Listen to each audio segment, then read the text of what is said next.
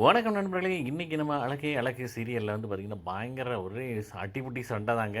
நம்ம சுரேஷ் சும்மா இருக்காம, எங்க 2 பேருக்குள்ள இன்ன வரைக்கும் வாழ்க்கையே வந்து ஸ்டார்ட் ஆகல. இவ அன்னைக்கு புடிச்சு தள்ளி விட்டுட்டா இன்னைக்கு கீழ அப்படி இப்படின்ட்டு எல்லாத்தையும் உளற, அவங்க அம்மா வந்து பயங்கரமா எகிற ஆரம்பிக்கிறாங்க. நம்ம மதி வந்து சொல்றாங்க, "நம்ம ரூம்குள்ள பேசுற விஷயத்தெல்லாம் இங்க வந்து பேசாதீங்க" அப்படின்ட்டு ரொம்ப வார்ன் பண்ணி பேச, கடைசி வந்து நம்ம சுரேஷ் வந்து மதிய அடிக்க, பதிலுக்கு வந்து நம்ம மதியம் அரைஞ்சுறாங்க. எல்லாருமே ஒரே ஷாக்கு. என்னது உங்க வீட்ல இப்படித்தான் வளர்த்தாங்களான்ட்டு அவங்க மாமியார் ஒரு பக்கம், மாமனார் ஒரு பக்கம் திட்டிக்கிட்டு இருக்காங்க. இதெல்லாம் சரிப்பட்டு வராது அப்படி இப்படின்ட்டு இதுக்கு ஒரு பஞ்சாயத்து பண்ணணும் அப்படிங்கிறாங்க. இப்பயே இத தீர்க்கணும் அப்படின்ட்டு அவங்க அம்மா ஒத்த கால்ல நிக்க, இப்போலாம் முடியாது. நாளைக்கு காலையில பண்ணலாம் அப்படின்னு சொல்லிட்டு, முதல்ல பாக்யராஜ் நீ இவன கூட்டு போ. மலர் வந்து நான் கூட்டு போறேன்ட்டு மதிய கூட்டிட்டு போயிறாப்புல. தனித்தனி ரூம்ல வந்துட்டு ஆள் ஆளுக்கு இங்கிட்டு, இங்கிட்டு 2 பேருமே வந்து சமாதானப்படுத்துறாங்க.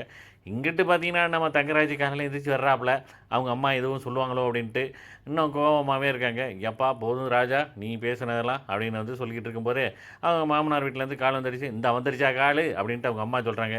"நீ இவ எந்நேரத்தில இவள கல்யாணம் பண்ணிட்டு வந்தியோ, அதுலேருந்து உனக்கு வீட்டுக்கு பஞ்சாயத்து பண்ணுறதே உனக்கு நேரம் சரியா இருக்கு" அப்படிங்கிறாங்க. பார்த்தா அங்கிட்டு தங்கராஜ் ஒரு பக்கம் வர, நம்ம மதியோட அவங்க அப்பா, அம்மா ஒரு பக்கம் வர்றாங்க. வீட்ல வந்து அவங்க 2 பேரும் உட்கார கூட இடம் கொடுக்காம நிக்க வைக்கிறாங்க.